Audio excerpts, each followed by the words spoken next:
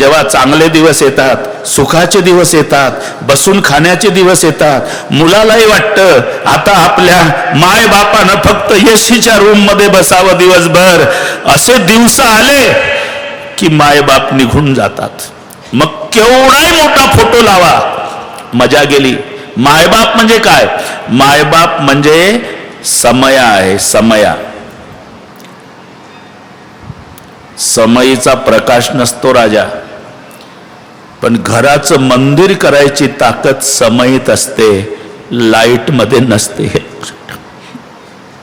एकदा समया विजल्या की विठ्ठल रुक्माईचं मूर्ती विसर्जन केल्यावर मंदिर उदास दिसतं, तसं मायबाप गेल्यावर घर भकास दिसतं. केवढी मोठं. म्हणून माय आणि बाप ज्यांना ज्यांना असतील बरं का, इथे तरुण मंडळी असेल, तुम्ही भाग्यवान आहात. काहीच करू नका. देवळाच्या मध्ये जाऊन दर्शन घेता नाही आलं एखाद्या दिवस चालेल, पण रोज सकाळी उठल्यावर मायबापाच्या पायावर डोकं टेकून दर्शन घ्या. तुला मम्मी डॅडी आहे ना बाळा, आहे ना? रोज करायचं. तुझ्या मित्राला सांगायचं, हे पहा मायबाप काही करणार नाही, तुमच्या पाठीवून प्रेमानं हात फिरवतील, बस एवढंच. आणि तो दिवस तुमचा केवढा समाधानाचा जातो हे नंतर तुम्हीच ठरवा, ही विचारायची गरज नाही. काही काही माणसं म्हणतात, तुम्ही सांगता महाराज आम्ही रोज पाया पडतो मायबापाच्या, मायबाप आशीर्वाद देत नाही. अरे वो पढ़े लिखे नहीं है, आशीर्वाद कैसा देना पड़ता उस बात का पता तुम्हारे माँ बाप को नहीं. लेकिन गलती मत करो, तुम्हारी सेवा खाली नहीं गई. माँ बाप मुंह से आशीर्वाद नहीं देते, उसका हृदय रोता है. हृदय से रो रो के माँ बाप कहते बेटा कितनी सेवा करता रहे, तू जिंदगी भर सुखी रहेगा. माय बापाच्या आशीर्वादात जी ताकद आहे ती परमेश्वराच्याही नाही, हे लक्षात ठेवा. म्हणून जर चुकून, इथले चांगलेच आहे सगळी माणसं, पण चुकून जर माय बापाला वृद्धाश्रमात टाकलं असेल तर आजचं रामायण संपलं. म्हणजे घरी जा. घरी गेल्यावर आतून कडी लावा, कडी लावून मग बायकोच्या पाया पडा. कोण पाहते एकांतात, काय हरकत. बायको म्हणणार आहे चांगलं रामायण ऐकायला जाता मौजपुरीला, डोक्यात फरक झाला ना तुमच्या? डोक्यात फरक नाही, डोकं जाग्यावर आलं म्हणा आमचं. का पाया पडता? माय बापाला वृद्धाश्रमातून घरी आणतो म्हणावं. एक नवल सांगतो बाराळ महाराज, घडलेली घटना. तेव्हा आमचे विलासरावजी देशमुख साहेब मुख्यमंत्री होते आणि त्यांच्याकडेच रामकथा होती. बाबळगाव, लातूर. एक मोठे साहेब अधिकारी कथेला रोज यायचे. 2 दिवस 3 दिवस, चौथ्या दिवशी मॅडमला घेऊन आले. बरं का, घडलेलं हे काही पुराणातलं नाही, मॅडमला घेऊन आले. मॅडमनी आयुष्यात पहिल्यांदा कथा ऐकली. दुसऱ्या दिवशी मॅडम साहेबाला म्हणाली लवकर चला, जागा मिळाली पाहिजे.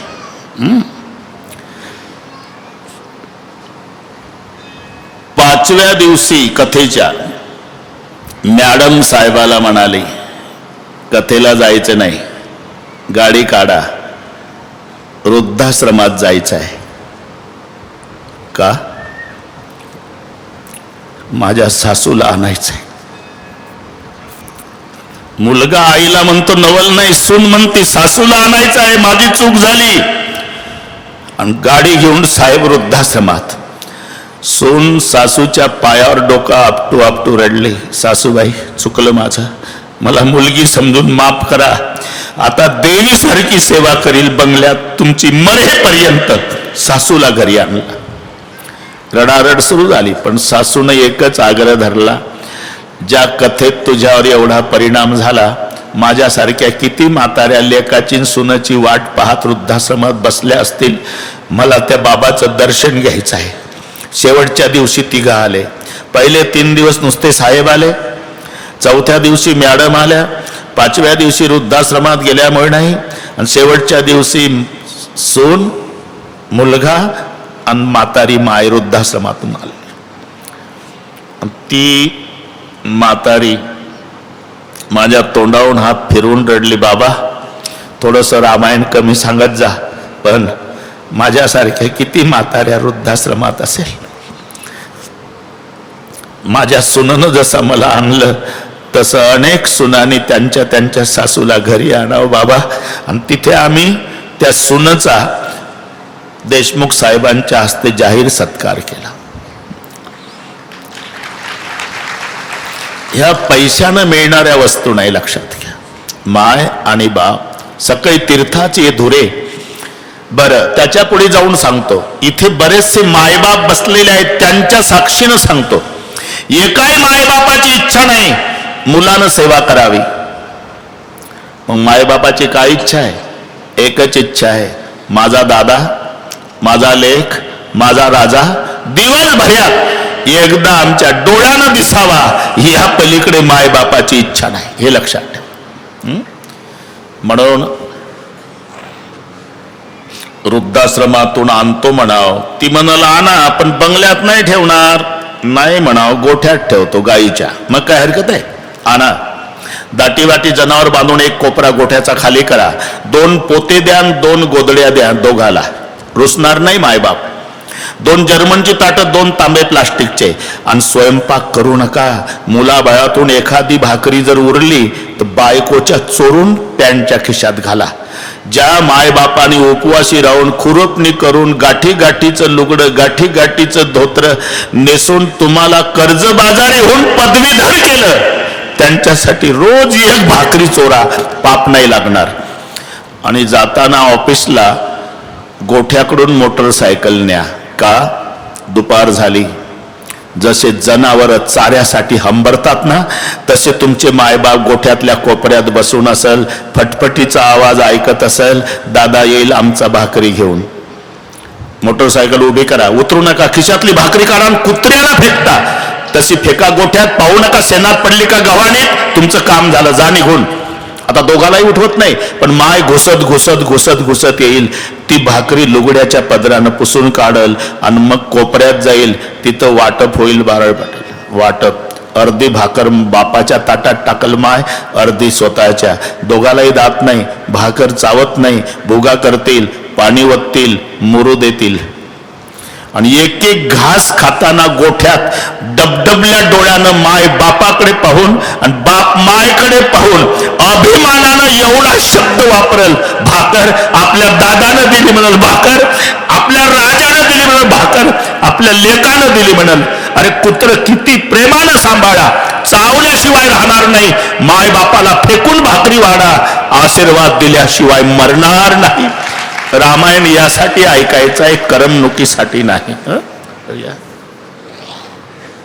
इथून वाढलं आपलं. प्रातकाल उठके रामचंद्रजीचं चरित्र जीवाचं कल्याण करणार आहे. रामकथा जीवनाची व्यथा कमी करण्यासाठी, रामकथा प्रपंचामधील सर्व प्रश्नांची उत्तर आहे. रामकथा संसारात तापलेल्या जीवाला शांती प्राप्त करून देणारी आहे, तर रामकथा जीवनामधील दुःखाच्या वजावाकीचं साधन आहे.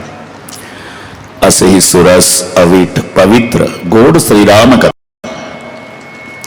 आज श्रीराम कथेचा तृतीय दिवस.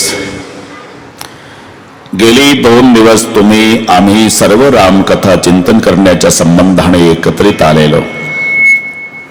सर्वांचं श्रद्धास्थान ब्रह्मलीन प्रातस्मरणीय गुरुदेव स्वामी महाराजांच्या पुण्यस्मरणाला यावर्षी 100 वर्षे पूर्ण होतात. आणि म्हणून मौजपुरी ग्रामस्थांच्या वतीनं त्यांच्या आणि स्वामीजींच्या पारमार्थिक ऐश्वर्याला शोभेल असा ऐश्वर्य संपन्न सोहळा शताब्दी महोत्सव या ठिकाणी संपन्न होतोय. सर्व मौजपुरी ग्रामस्थांनी मला दिलेल्या निमंत्रणामुळे गेली 2 दिवस तुम्हा सर्वांच्या दर्शनाचा लाभ झाला. या संबंधाने उपस्थित माझी सर्व गुरुबंधू मंडळी, महाराज मंडळी, वारकरी मंडळी, आई बहिणी, वडीलधारी मंडळी, लांबून लांबून आलेले जाणते पारमार्थिक श्रोते, तरुण बांधव, प्रचंड गर्दी, दर्दी, शिस्त, शांतता, या सर्व गोष्टीच्या एकत्रीकरणानं कार्यक्रमाला लाभलेली भव्यता. आपण कालपर्यंत कथा श्रवण केलेली आहे. श्रीराम जन्म कथा. आज नियोजित वेळेत आपणाला सीता स्वयंवर पर्यंत पोहोचायचं आहे. रामचंद्र प्रभू चतुर्भुज रूपात प्रगट झाल्याचा उल्लेख आहे आणि आपल्या वारकरी सांप्रदायिक संताची तीच प्रमाण आहे. डोंगरेजी, अयोनी संभव प्रगटला हा राघव, अयोनी संभव मोहे काही श्रमी, नामयाचा स्वामी प्रगटला. तिथेही शोधा, तेच सापडेल. इथे तेच आहे. बाई प्रगट कृपाला ते दयाला कौसल्या हितकारी, अरसिक महतारी निकटहारी, अद्भुत रूप विचारी, लोचन यभिरामा तनुगण श्यामा, निजयायुध भुजचारी, भूषण वनमाला नयन सिसाला, शोभा सुंदरारी, निजयायुध भुजचारी. चतुर्भुज रूपात प्रभू प्रगट झाले. कौशल्या माता नाराज झाल्या. आप चतुर्भुज रूप में प्रगट हुए भगवान. हाँ माँ. अरे क्या माँ माँ कहते हो? अगर चतुर्भुज में प्रकट हो तो कोई बोलेगा कौशल्या का बेटा है, क्या करो छोटे हो जाओ. माता पुणे बोले सो मत डोले, होता तैहरो बाजी जैसे सुलेला, अति प्रियसेला यस परमाणु. लहान झाले. अब तो अच्छा लगता है माँ? नहीं. क्यों? अरे छोटे तो हुए लेकिन बातें बड़ों की तरह कर रहे. क्या करो? छोटा बच्चा क्या करता है? रोना शुरू करो, मग रोदन ठाणा. काल चांगला राम सापडला आपल्याला डोंगरजी. मस्त रडला तो. कोणाचा होता? कोण? वेळेवर रडला. रोदन ठाण. आणि रडण्याचा आवाज एका दासीनं ऐकला. ती पळत गेली. दशरथ, जय हो महाराज, महाराज बधाई हो महाराज, क्या हुआ? आपको लाला भय. दशरथ पुत्र जन्म समिकाना, मानव ब्रह्मानंद समाना, परमानंद पुरी मन राजा, जाहित जाहित जावो बाजा. दशरथजीच्या आनंदाला पारावार नाही. अरे जा बाजे बजाने को लगा. अख्ख्या अयोध्येत दशरथजीच्या आदेशावरून वाजायला सुरुवात झाली. भर दुपारी एक दुसरीच्या दारात जाऊ जाऊ विचारू लागली.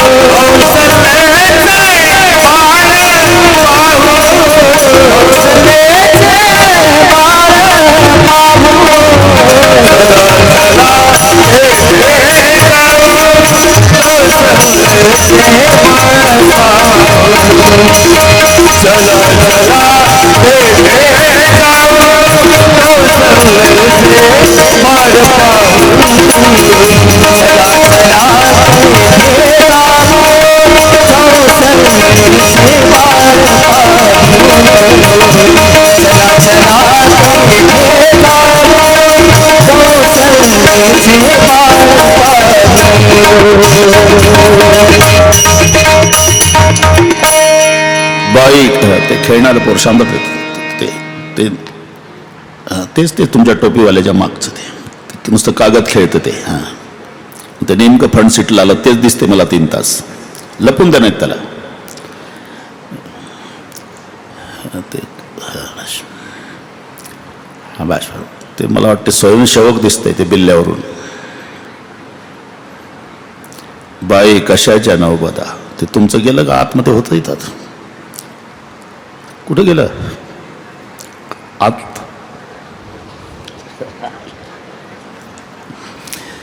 थोडं, कारण तो त्यांचा विषय नसतो लेकरांचा.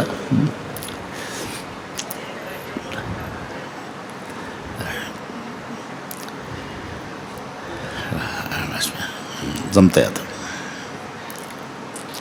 पुढचे एक 10-20 चांगले लागतात बस, बाकी तिकडे झोपले तरी चालते. कारण वक्त्याचा उत्साह श्रोत्याच्या प्रसन्नतेवर असतो हे तुम्हालाही माहिती आहे. ज्ञानोबा राय लिहितात, श्रोता दुःशिते तरी वितुळे मांडला रसू. म्हणून श्रोत्यांच्या चेहऱ्यावरची प्रसन्नता हे वक्त्याचं भांडवल आहे. ठीक आहे, तो त्या मुलाचा दोष आहे असं मी म्हणत नाही, ते वयच आहे. त्या वयामध्ये आपण तेच केलेलं आहे याची आपल्याला जाणीव आहे. ते जागा खूप आहे, तिकडे बसले लेकरं तरी चालेल बरे का, खूप जागा आहे शिल्लक, आणि ऐकायला जातं पार नदीच्या पलीकडे, तेही काही अडचण नाही आहे. आणि त्याच्यात 2-4 जर एकत्रित आले ना, मग त्यांची संघटना पहा. त्याचं कारण आहे ते नाणे आहे. नाणे एकत्रित ठेवल्यावर वाजत असतात, तो नाण्याचा दोष नाही. ह्या सगळ्या 500च्या नोटा असल्यामुळे खोकेचे खोके भरा बिनबोबाट. रामायण फिरवू नका, काही इथलं चाललंय आपलं. अरे प्रश्न आहे. धन्यवाद. बाई कशाच्या नवबदा, पुत्र झाला दशरथा, चला चला तेथे जाऊ कौशल्यचे बाळ पाहू. राम दशरथ के घर जन्मे घराना हो तो ऐसा हो, लोग दर्शन को चले आए सुवाना हो तो ऐसा. प्रचंड गर्दी दशरथीच्या राजमहालामध्ये. ज्या वंशात प्रभूचा जन्म झाला डोंगरेजी, त्या सूर्याच्या आनंदाला पारावार नाही. नामदेव रायचं प्रमाण आहे, माध्यान्नासी दिनकर पळभरी होय स्थिर. बरं का बारळ बाबा, आज सावंत बाबा मला विचारून गैरहजर राहिला बरं का. पळभरी होय स्थिर, पण तुलसीदासजी म्हणतात 1 महिना थांबला. 1 महिना. कौतुक देखी पतंग बुलाना, 1 मास तरी जातन जाना. मास दिवस कर दिवस भा मरमन जानै कोई, रतसन कर विथा के हो निसा कवड विधि हो सियावर रामचंद्र की. 1 महिना मास दिवस कर दिवस भा मरमन जानै कोई. 1 महिना सूर्य थांबला. हे बुद्धिवादी लोकांना न पटण्यासारखं आहे. 1 महिना सूर्य थांबला याचा वेगळा अर्थ आहे 1 महिना आनंदात कधी केव्हा कसा संपला हे अयोध्यावासी जनतेच्या लक्षात आलं नाही. याचा अर्थ आहे 1 महिना सूर्य थांबला. जमलं नाही का तुला? हार घालणं माहित नाही, असं करून मागे घालायचं, हात थोडं टेकवायचा.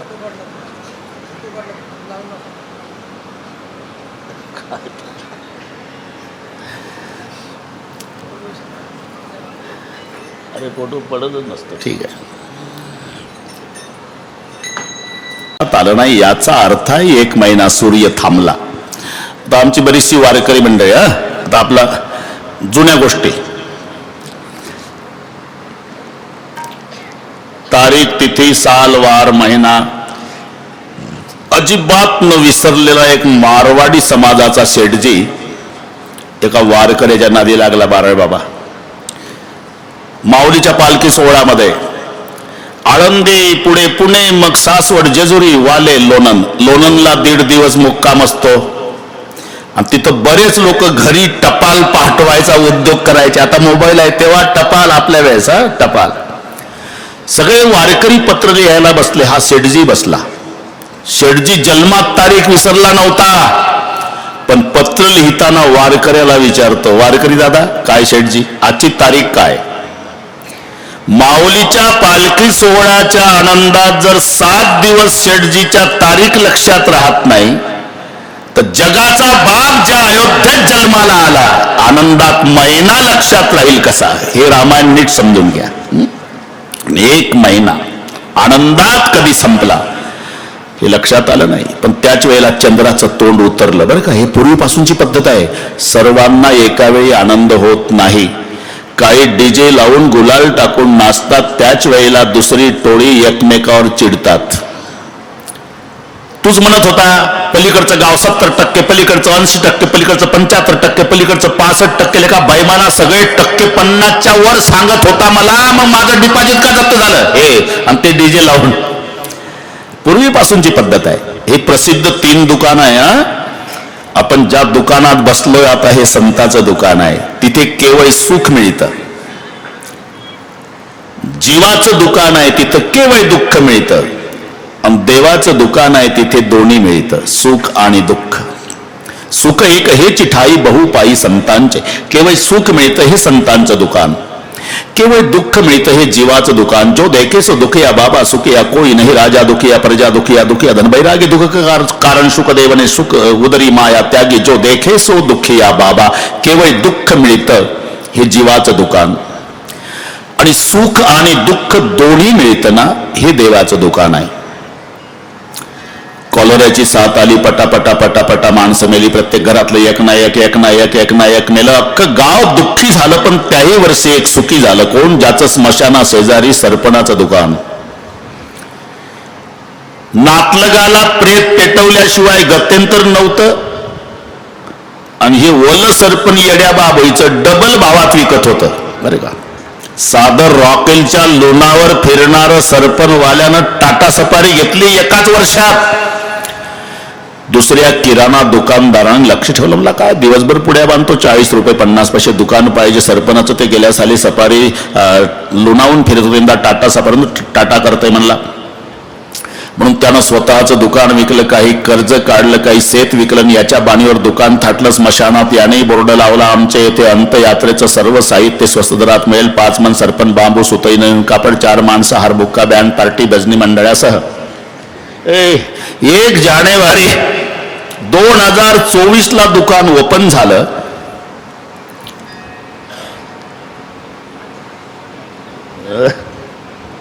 आजची किती आहे? लक्षात आलं का दुकानचं ओपनिंग? 1 जानेवारी 2024 ला दुकान ओपन झालं. मार्चची 6 आली, एकही नाही मेलं, पुरं गाव सुखी झालं. आता दुकानवाला दुःखी. काहीला सुख, काहीला दुःख. तसं श्रीरामाचा जन्म झाला, सूर्याला सुख झालं, चंद्राला दुःख. विचारलं, चंद्रा तुझं का तोंड उतरलं? मला सुद्धा तुमचं दर्शन घ्यायची इच्छा आहे प्रभू. ते आळसतं ते पडून तिकडे जाऊ द्या ना. एकदम समोर आलं, ते आळशी झालं आताच.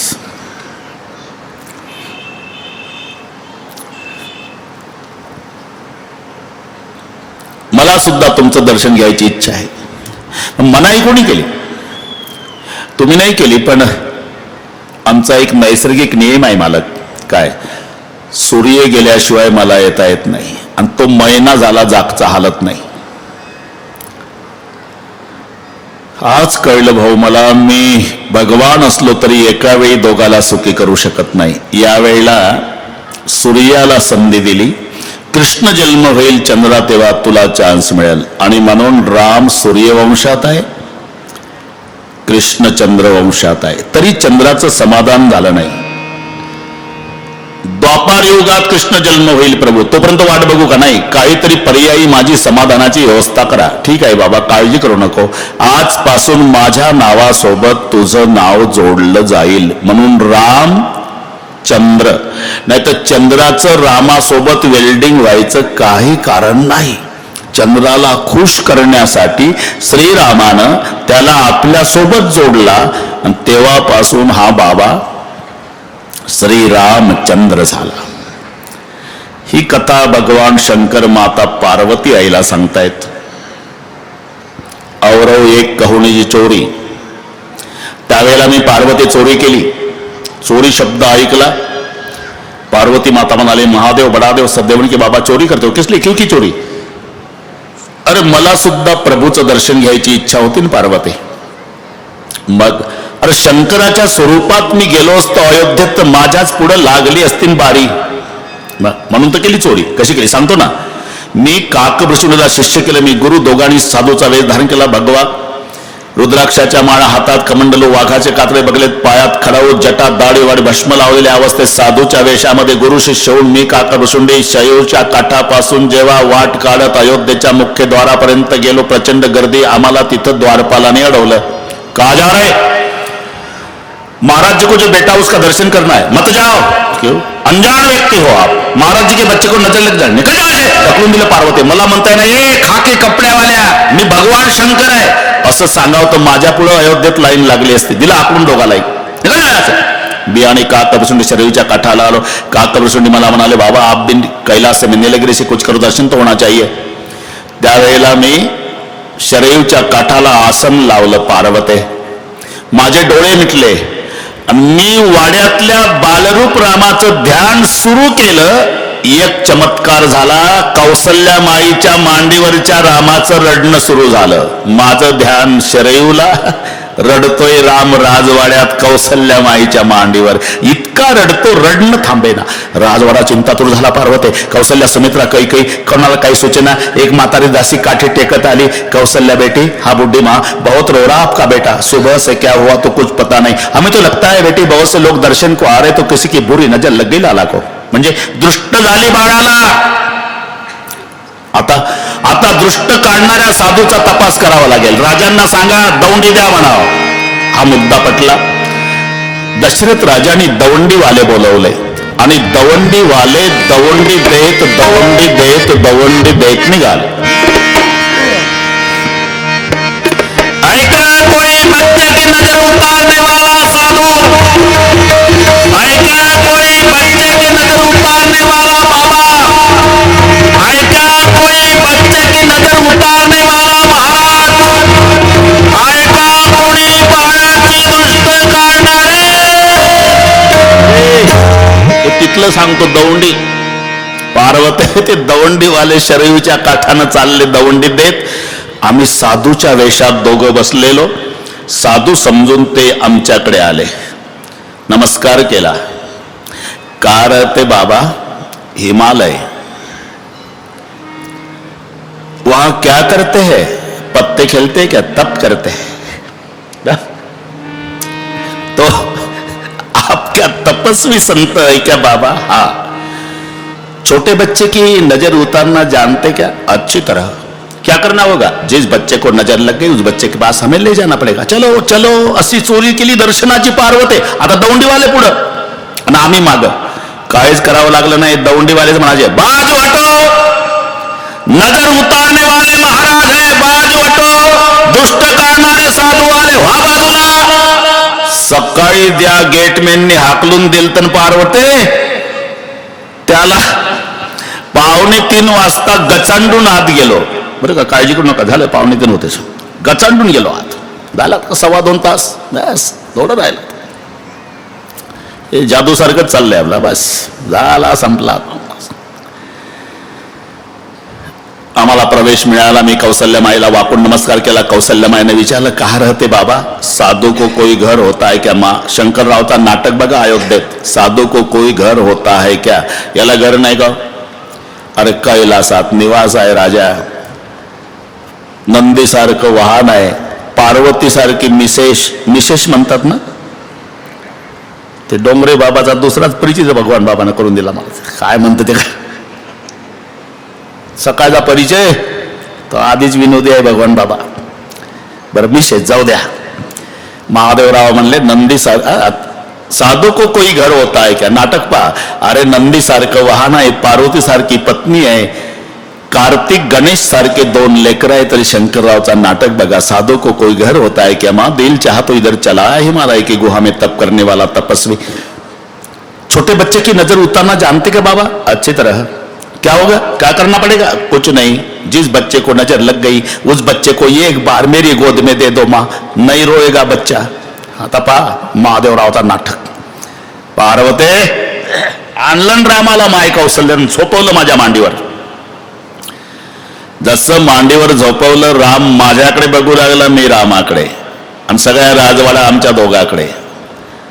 बराच वेळ बघत होतो पार्वती आम्ही एकमेकाकडे, मांडीवरचा राम माझ्याकडे, मी रामाकडे, राम माझ्याकडे, मी रामाकडे. असं करता करता हरिहराच्या 4 नेत्राचं मिलन झालं ना. माझ्या मांडीवरचा राम गदगद गदगद हसायला लागला आणि मी मात्र हुंके देऊ देऊ ढसा रडू लागलो. आमचे वेगवेगळे भाव. माझा राम हसत होता, याही वेळेला दर्शनाची संधी सोडली नाही शंकरा. मी रडत होतो, याही वेळेला माझी दर्शनाची इच्छा पूर्ण केली श्रीरामा. पण माय कौशल्याला वाटलं, बापरे केवढा अधिकारी संत भेटला, दृष्ट काढणारा. सकाळपासून रडते लेकरू माझं, पण मांडीवर घेतल्या घेतल्या माझं हसायला लागलं. बाबाच रडतोय काय, किती चांगली दृष्ट काढली बाबा, तुमचा अधिकार कळाला. आता माझ्या बाळाचं भविष्य पण सांगा. हा 15 वर्षाचा होईल ना आई साहेब, हा एक साधू घेऊन जाईल. कौशल्या तो उभीच झाली. थोडी दक्षिणा वाढून घ्या बाबा. 900 करून झालेल्या करून घेऊन जाईल साधू. ये कोई जब की बातें नहीं, माँ इनके पैर पर एक रेखा हो. 15वें साल यात्रा का योग दिखा रही. पण 15 वर्षाचा होईल एक साधू घेऊन जाईल. जगात सुंदर नाही अशा सुंदरी सोबत याचं लग्न होईल आणि सुनेसह तुमच्या स्वाधीन करेल तो महात्मा. राज्याभिषेकात सांग बाबा. मला माहिती होतं पार्वती हे राज्यावर बसायच्या आधी वनवासात जाणार आहे, पण हे सांगावं तर माय कौशला दुःख होणार आहे. मी सांगितलं, आई साहेब एवढी घाई का करता, काल तर जन्म झाला, थोडं मोठं होऊ द्या ना, एक दिवस येईल ना फुकट सांगून जाईल.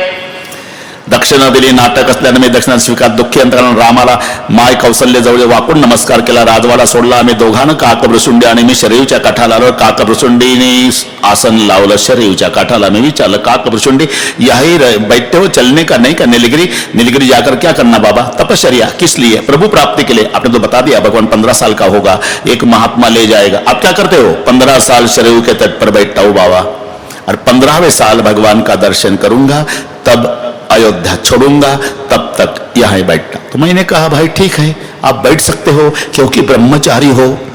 कितने भी दिन लेट गए और घर नहीं गए तो भी चलता है ब्रह्मचारी का. लेकिन मेरे पीछे बहुत बड़ा जंजाल है. 4 दिन लेट गया तो कैलाश में शोर मच जाएगा. नंदी कहेगा मालिक कहाँ गए, पार्वती कहेगी मिस्टर कहाँ गए, कार्तिक बोलेगा पिताजी कहाँ गए, मेरा पिंटा गणेश कहेगा मम्मी डैडी कहाँ गए. मैं चला आया भवानी. ही कथा शिवजी माता पार्वती आईला सांगतो. आता कचुक दिवस भीते येई भाती. अशा प्रकारे काही दिवस गेले. नामकरण विधीचा सोहळा वसिष्ठजीच्या द्वारा. वशिष्ठ म्हणाले, राजा याला हजारों नाम असले तरी मैं मेरे मति के अनुसार दुनिया को आराम दिलाने वाले कौशल्या नंदन का नाम राम रखता हूं. राम शब्दाचा उच्चार झाला. बारावी बाबा सर्वांनी जय जयकार केला.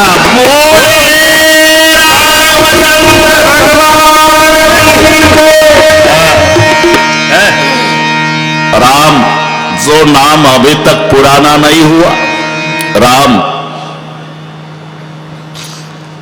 असं एकच नाम आहे. डोंगरेजी काहीच करायचं नाही तरी राम म्हणताना 2 क्रिया आपोआप घडतात.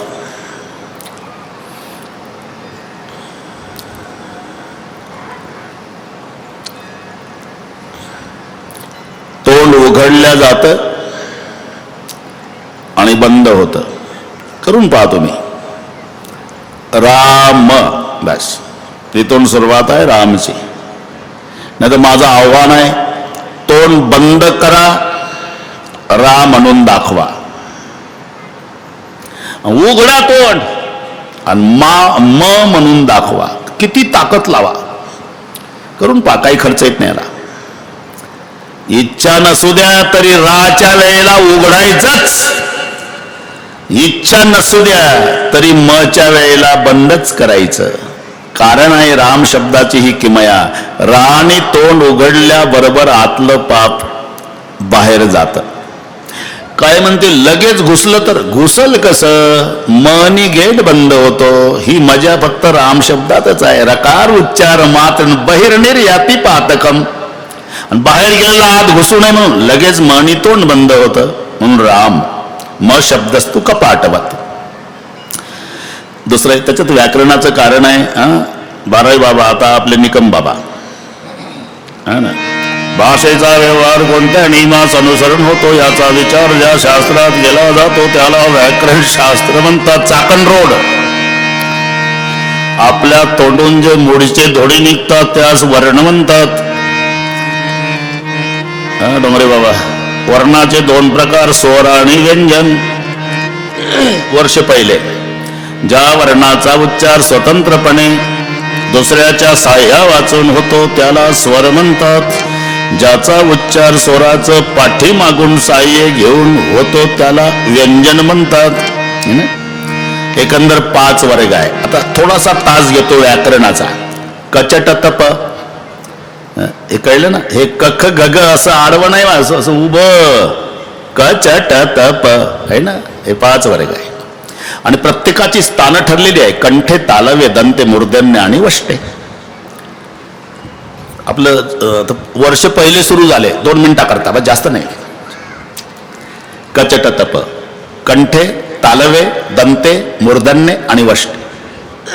कच कंठे आहे, पूर्ण लाईन कंठातून उगम पावते.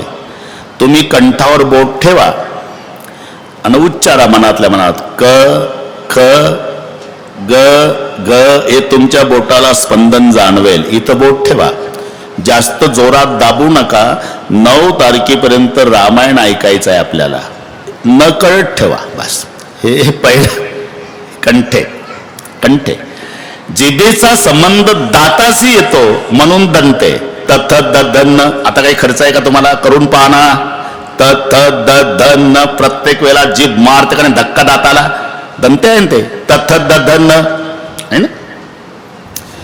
टाळूला संबंध आला म्हणून तालव्य. नाही तर न मध्ये काय फरक आहे? बाणाचा नच आहे, नळ्याचा न आहे. पण कधी बारीक डोकं चालवलं का तुम्ही? नळ्याचा न म्हणताना जीभ दातालाच लागणार आणि बाणाचा न म्हणताना अजिबात संबंध दाताशी येत नाही, टाळूलाच लागणार. घरी गेल्यावर करून पाहना. हे काय ठोकाठोकी चालली का? ट ठ ड ड न म्हणा बरं. ट ठ ड ड न. अरे टाळूला संबंध आहे. बाणाचा न, नळ्याचा न सारखा वाटतो, पण न नळ्याचा म्हणताना जीभ दातालाच आणि बाणाचा न म्हणताना जीभ टाळूलाच. ज्याचे त्याचे स्थान, हे स्थान सोडत नाही, बदलत नाही हे ठिकाणं. बस एवढं लक्षात. म्हणून तालव्य हे इथून वाला. तसं वष्टे, वटाला वट लागल्याशिवाय उच्चार होत नाही म्हणून वष्टे. प फ ब ब म अख्खी लाईन वष्टे आहे. आणि ते म वष्टे स्थानातलं राच्या पुढं आलं म्हणून तोंड बंद होतं. वष्टे. प फ ब भ म. रा आणि तोंड उघडतं की पाप जात. मनी बंद झाल्यावर गेलेला आत येत नाही. ही राम शब्दातली किमया. पुन्हा थोडकं सांगतो, थोडकं तरी बरोबर स्वयंवर करू. तुम्ही टेन्शन घेऊ नका. 12 बाबा बरोबर. राम हे सार आहे. सार म्हणजे जे शिल्लक राहतं शेवटी. दह्याची अंगी निघे ताक लोणी. एका मोले दोन्ही मागू नये. दह्यापासून ताक आणि लोणी, पण ताक असार, लोणी सार है ना. लोण्यापासून पुन्हा एक सार निघतंय 12 बाबा, त्याला तूप म्हणतात. लोण्याला तूप नाही म्हणत, गैरसमज दूर करा. लोणी कडवायचं आणि ते कडकड कडकड कडकड कडकड कडकड वाजतं. या मावशांना माहिती आहे. कडकड कडकड वाजतं तोपर्यंत या मावल्या म्हणतात कडलं नाही. कडकड कडकड कडकड बंद झाली, उचला पातेलं का कडलं. अरे हे तर आधी संतांनी लिहिलंय भाऊ. उदक तववरी कडकडी लोणी, निवांत होणी राहे मग. आता कधी अभ्यास केला असेल हा संतांनी. कडकड पर्यंत पाणी आहे तोपर्यंत उदक तववरी कडकडी लोणी निवांत. मग त्याचं नाव साजूक तूप आहे. दह्यापासून निघालेलं सार लोणी आहे, लोण्यातून निघालेलं सार साजूक तूप आहे. तसं फलकट तो संसार सार भगवंत आहे, पण भगवंतातून निघालं साजूक तूप म्हणजे त्याचं नाम आहे सार. सार सार विठोबा नाम तुझे सार. म्हणून हे सार आहे. 1-2 मिनिट घेतो. आता हे मिनिट कधी संपतात मलाही कळत नाही, पण घेतोच. हे महत्वाचे आहे. 100 कोटी श्लोकाचं रामायण भांडणं. तिघाची देव, दानव आणि मानव तिघही भांडले, तिघही गेले महादेवाकडे. ते हायकोर्ट आहे. महादेव म्हणाले का भांडता? रामायण आमचं हक्काचं, रामायण आमचं हक्काचं, रामायण. थांबा, भांडू नका, मत सांगा. देव म्हणाले आमच्यापैकी एका देवाचं चरित्र या ग्रंथात असल्यानं खरे हक्कदार आम्ही. ठीक आहे, बसा खाली. दुसरी पार्टी उभी केली दानवाची. तुमचं काय? आमचा रावण होता म्हणून झालं रामायण, नाही तर रामायण झालं नसतं. खरे हक्कदार आम्ही. आता हे याच्या पुढे गेले. शेवटी चान्स टोपीवाल्या माणसांना दिला. कोर्टातली गोष्ट सांगतो, त्याला उठा. मग टोपीवाले उठले, त्यांनी टोपीतलं डोकं वापरलं महादेवापुढं. टोप्या कोणी घालतात का? ज्यांना डोके आहे ते. माणसाचं डोकं पहा. यांची भांडणं नंतरची आहे भाऊ. महादेवजी मग खरे हक्कदार आम्ही आहे. कारण वाल्या माणूस होता, माणूस वाल्या, त्याचा झाला वाल्मिकी आणि त्यानं लिहिला ग्रंथ. खरे हक्कदार आम्ही. महादेव चकित झाले, म्हणजे टोप्या तर दोघाच्याही पुढे गेल्या. बरं ठीक आहे, आता भांडू नका. त्यापेक्षा तिघात वाटून घ्या, तुम्हीच वाटून द्या. भावार्थ रामायणात एका ओवीत वाटप नाथ महाराजांनी केला. 33 कोटी 33 लक्ष 33 सहस्त्र 300 शेत 33 आणिक एक उरला. झाला वाटप. 10 सेकंद मध्ये वाटप झाला. 33 कोटी श्लोक देवाला, 33 कोटी श्लोक दानवाला, 33 कोटी मानवाला, राहिले 1 कोटी. 33 लक्ष देवाला, 33 लक्ष दानवाला, 33 लक्ष दानवाला, राहिले 1 लक्ष. 33,000 देवाला, 33,000 दानवाला, 33,000 मानवाला, राहिले 1,000. 300 देवाला, 300 दानवाला, 300 मानवाला, राहिले 100. 33 देवाला, 33 दानवाला, 33 मानवाला, 1 उरला. 33 कोटी 33 लक्ष 33 सहस्त्र 300 शेत 33 आणि 1 उरला. बदला वाटत. आता काय करू? सुटा करा. मग तो श्लोक सुटा केला. अनुष्टुप छंदाचा असल्यानं 32 अक्षरा झाली. 10 अक्षरे वाट्या आली, 200 उरली. महादेव म्हणले आता काय करू? 2 अक्षर उरली, दोघाला द्यावं तर तिसरं लाल डोळे कर. मग तुम्हीच ठरवा. अरे एवढं काम करून दिलं, हे 2 मला बक्षीस द्या ना. दिली पण फक्त जाताना विचारलं कोणती? तेच राम नाम 2 अक्षरे अमृत पान केले शंकर. हे सार आहे जे शेवटी शिल्लक राहतं. शेष. आता एक गणित सांगतो, गणित. बस आता जास्त त्रास देत नाही. गणित सांगतो. कोणत्याही नामाला 4 गुणायचं. हे रामच उरतंय 2. कोणत्याही नामाला 4 गुणा 5 मिळवा, डबल करा 8 भागा, 2च उरतात. कोणतंही नाम घ्या. एका अक्षराचं ओम घ्या, करून पहा. आता सुशिक्षित मंडळी आहे. 4 गुणा 4 1 4, 5 मिळवा 9, डबल करा 18, 8 भागा 8 दुणे 16, 18तून 16 वजा करा 2. हे झालं 1 अक्षराचं. 3चं घ्या ना विठ्ठल. चतुर्गुणे 3 चौक 12, 5 मिळवा 17, डबल करा 34, 8 भागा 8 चौक 32 2. 6चं घ्या रामकृष्ण हरी, 8 सका 4, 5 मिळवा 53, डबल करा 106, 8 भागा 8 13 104 2. 12 अक्षराचं घ्या. हे सगळे हिशोब घरी गेल्यावर करा.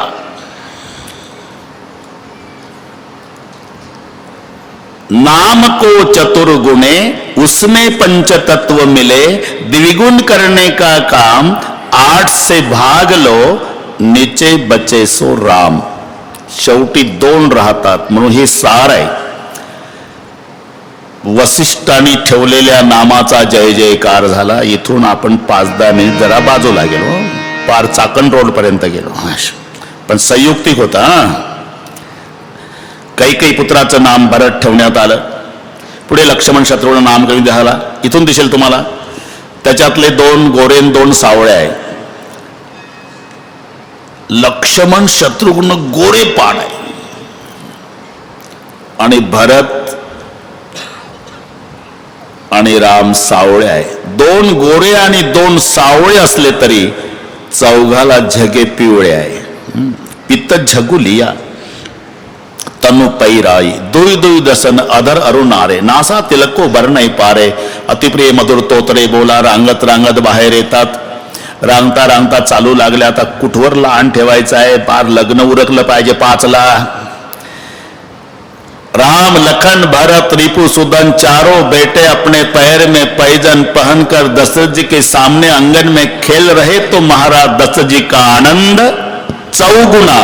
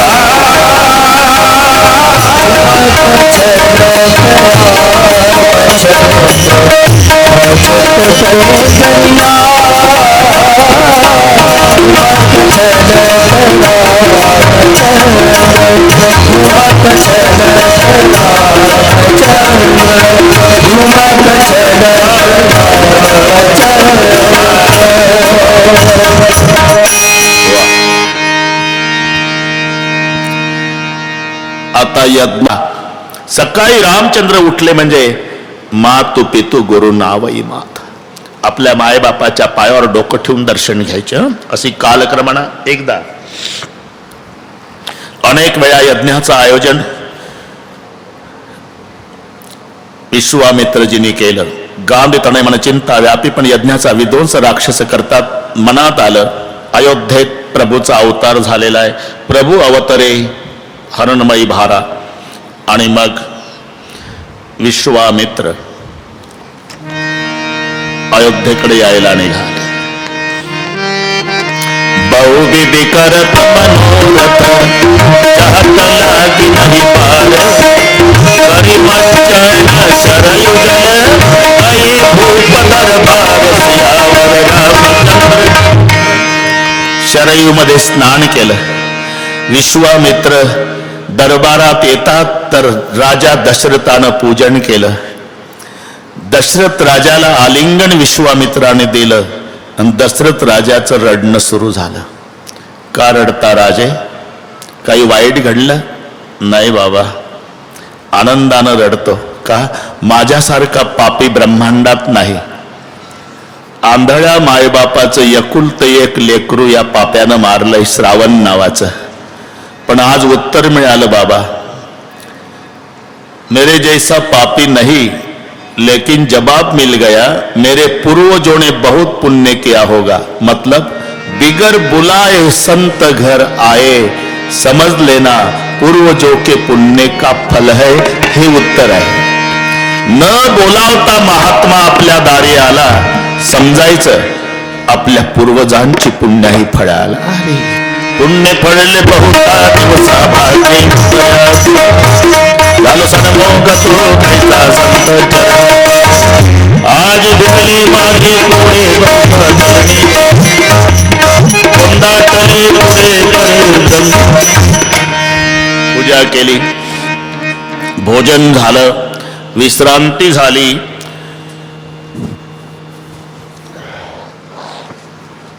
आणि मग राजे दशरथ अति नम्रतेनं विचारतात, केही कारण आगमन तुम्हारा? कसं येणं केलं बाबा? असुर समूह सता वै मोही मै जाचन आय नृपते. अनेक वेळा यज्ञाचं आयोजन करतो राजा, पण राक्षस माझ्या यज्ञाचा विध्वंस करतात. तेव्हा यज्ञाच्या रक्षणासाठी तुझा राम पाहिजे. राम? सोच समज करतो मंगो बाबा. चौथे पण पायू सुतचारी, म्हातारपणात लेकर झाले 4, त्यातला थोरला राम मागता. धेनुधाम भूमी धन प्राण यापैकी काही मागा. नाही, राम पाहिजे. दुसरं काही मागा, राम पाहिजे. मी राम नाही देणार बाबा, नाही देणार. आधीच रागीट आहे बाबा विश्वामित्र. ताडकन उठला बाबा, ताडकन उठला, कमंडलू उचलला, वाघाचं काता बगड्यात दाबलं, खडा टाकल्या पायात, ताड ताड ताड ताड 4-5 पायऱ्या उतरला, बाबा थांबला. टोमॅटो सारखे डोळे विश्वामित्राचे, पाहिलं लटलट कापत होता दशरथ राजा. पाहतो काय राजा, विनमुख निघालो, विनमुख गेली सर्व सुकृताची संपत्ती. विश्वामित्र म्हणतात, मला तसा कळत नसेल, तुझ्या पूर्वजाचं हरिश्चंद्राचं चरित्र आठवत विश्वामित्र. मग उरलेल्या पायऱ्या उतरला. बाबा लट लट लट कापू लागले. वशिष्ठ काय केलं दशरथा, अरे आधीच त्या बुवाचं माझं पटत नाही रे भाऊ. ते म्हणाल या साधूनं सांगून ठेवलं असेल, या साधूचं पावती बुक फाडायचं नाही. ते माझ्यावर बिघडेल बाबा, जा. रामच काय सोबत लक्ष्मण दे. पळत आला राजा दशरथ. अंगणात पोहोचलेल्या विश्वामित्राचे धरले पाय. नाही बाबा, नाही नाही नाही, जाऊ नका बाबा, नाही विनमुख नाही जायचं बाबा, 2 मुलं देतो पण तसं जाऊ नका. आता का, 1-2 मिनिट शांतता ठेवा. ही यंत्रणा थोडासा क्लिष्ट विषय आहे, पण यंत्रणा कशी असावी. 2 मंडळाच्या मध्ये राजा पाहिजे. राजाचा अधिकार कार्यकारी मंडळावर आणि राजावर अधिकार नियामक मंडळाचा. नियामक मंडळातही 8 सदस्य होते. अयोध्येतलं सांगतो, कार्यकारी मंडळाचे 8 सदस्य आहे. अष्टप्रधान मंडळ. एक छत्रपती शिवरायांना जिजामातेनं शिकवलं, अष्टप्रधान. कार्यकारी मंडळात 8. हिशोब करायचा तुम्हाला. दृष्टी, जयंत, विजय, सुराष्ट्र, राष्ट्रवर्धन, धर्मपाल, अकोप, सुमंत. हे 8 कार्यकारी मंडळाचे सदस्य बरे का. यांच्यावर अधिकार राजाचा. पण राजावर अधिकार गाजवणारं एक मंडळ, त्याचं नाव असते नियामक. त्या नियामक मंडळातल्या सदस्याचं राजाला ऐकावं लागतं. आणि त्या नियामक मंडळात 8ही साधूच होते, त्यागी संत होते. का, राजावर अधिकार गाजवायचा आहे. आपलं पोरग लावलं साहेबाने कामाला, मग साहेबाचं चुकलं तरी आपण कशाला बोला. असं एकही मिंध नव्हतं. 8ही लंगोट्या. ही यंत्रणा लक्षात घ्या. लंगोट्या नाव सांगतो, कश्यप, कात्यायन, गौतम, मार्कंडे, वसिष्ठ, वामदेव, सुयज्ञ आणि जाबाली. हे 8 ऋषी नियामक मंडळाचे सदस्य. ते सांगितले 8 कार्यकारी मंडळाचे. 2 मंडळाच्या मध्ये राजा. राजाचा अधिकार कार्यकारी मंडळावर, पण राजावर अधिकार नियामक मंडळाचा. आणि नियामक मंडळाचे सदस्य वशिष्ठ आहे. राम देणार नाही म्हणणारा राजा, अरे लक्ष्मण दे सोबत, जा दोघही दे. पळत आला. का, आदेश कार्यकारी मंडळावर अधिकार गाजवणाऱ्या राजावर नियामक मंडळाचा आदेश असल्यामुळे वसिष्ठाचा. पळत आले. 2 मुलं न्या. ही यंत्रणा. राम देणार नाही म्हणणारा आता 2 मुलं द्या, कारण नियामक मंडळातून ऑर्डर आली. आत्ता बापाला लेकर द्यावी लागली. ही यंत्रणा आहे. आणि मग तयारी. मी तिथंच होतो म्हणून सांगतो बरं का, काळजी करू नका. मग तयारी, मजा आहे. तयारी सुरू झाली. राम लक्ष्मण 15 वर्षाचे आहे. रडारड सुरू झाली. रडारड का, अरे 15 वर्षाचे राजपुत्र हे काय पुण्याच्या सारसबागेत चालले का फिरायला, राक्षस मारायला चालले. आणि काही कमी जास्त झालं तर पुन्हा भेटी आहे का लेकराच्या. म्हणून भरत शत्रुघ्न रडतोय. दशरथजीचे डोळे भरून आले. सुमित्रा रडते, कैकेयी रडते, वसिष्ठ गैवरले. फक्त एकच रडत नाही, तिचं नाव कौसल्या. आता हा चिंतनाचाच विषय आहे. कौसल्या, जिचा राम चालला आणि तिने रडत नाही का. तिला भविष्य आठवलं. माझ्या लेकराच्या लहानपणी एक साधू आलता. त्या साधूनं सांगितलं होतं, आईसाहेब 15 वर्षाचा होईल, एक महात्मा घेऊन जाईल, पण जगात सुंदर नाही अशा सुंदरी सोबत याचं लग्न होईल आणि सुनेसह तुम्हाला आणून देईल तो महात्मा, म्हणजे माझा राम लग्नाला चालला. आता खरं बोला मावल्यांनो, मुलगा नवरदेव झाल्यावर मम्मी रडते का, खरं सांगा. म्हणून कौसल्या प्रसन्न आहे, बाकीच्या रडतात. हे बारकावे लक्षात घ्या. आता तयारी झाली. हात रामचंद्राचा दशरथजीनं धरला आणि हातात दिला विश्वामित्राच्या. श्रीराम, आज से तुम्हारा पिता विश्वामित्र, जाओ.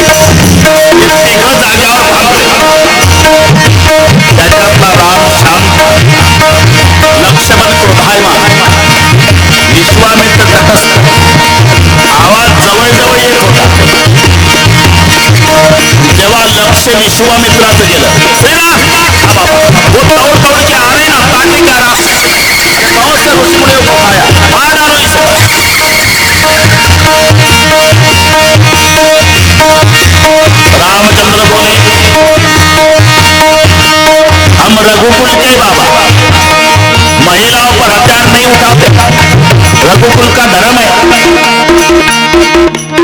अरे वो अपने को मार डालेंगे, मर जाएंगे बाबा, तुम्ही महिलाओं पर हथियार नाही उठा। 2-3 वर्षापूर्वी आपण टीव्हीला पाहिलं, एका बैमानाने एका महिलेचे 36 तुकडे केले। हा जगाचा बाप नियम सांगतो, मर जाएंगे तुम्ही महिलाओं पर हथियार नहीं उठा। अच्छा, महिलाओं पर हथियार उठाना, हथियार नहीं उठाना रघुकुल का नियम है। हाँ बाबा, लेकिन पिता की आज्ञा मानना तो रघुकुल का नियम है ना। हाँ, तो तुम्हारे पिता विश्वामित्र क्या बोले, तुम्हारे पिता दशरथ जी क्या बोले थे कि जाओ आज से तुम्हारा पिता विश्वामित्र है, और पिता की आज्ञा मानना रघुकुल का धर्म है।